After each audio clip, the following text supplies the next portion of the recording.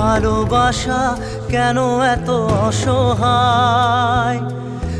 মৃত্যু অমোঘ ও অনিবার্য। জীবনের এই কঠিন সত্য এড়িয়ে যাওয়া অসম্ভব। পশ্চিমবঙ্গের জনপ্রিয় অভিনেতা রাহুল অরুণোদয় বন্দ্যোপাধ্যায়ের মৃত্যু যেন আরও একবার মনে করিয়ে দিল সে কথা। ইন্ডাস্ট্রিকে একের পর এক সুপারহিট কাজ উপহার দেওয়া অভিনেতার জীবন কিন্তু এতটা সহজ ছিল না। আমি গর্বিত যাদেরকে আমার প্রজন্মের।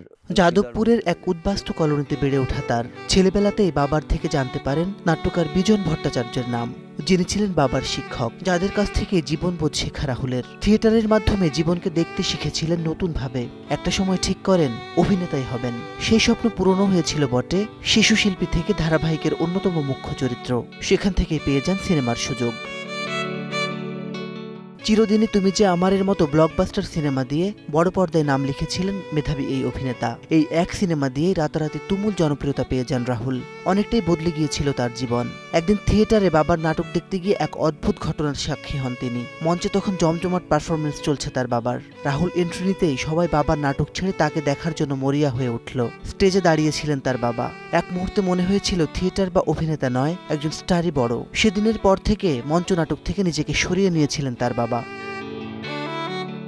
এই ঘটনা প্রভাব ফেলেছিল সদ্য নামকরা ছেলেটির মনেও। একাকিত্ব ধীরে ধীরে গ্রাস করেছিল তাকে। সেই পরিস্থিতি থেকে তাকে বের করে আনেন তার মা এবং স্ত্রী প্রিয়াঙ্কা সরকার। তাদের হাত ধরে আবারও ক্যামেরায় ফেরেন রাহুল। তবে একটা সময় দূরত্ব তৈরি হয়েছিল স্ত্রীর সঙ্গেও। আদালত পর্যন্ত গড়িয়েছিল বিবাহ বিচ্ছেদের মামলা। একমাত্র ছেলে সহজকে একাই বড় করতে থাকেন প্রিয়াঙ্কা।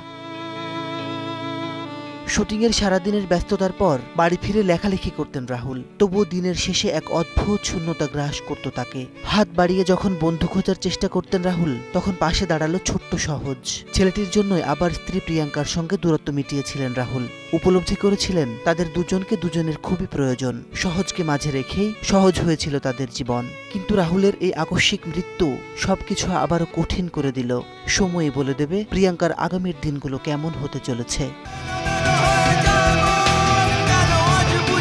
মাসিদ রনো, সময় সংবাদ।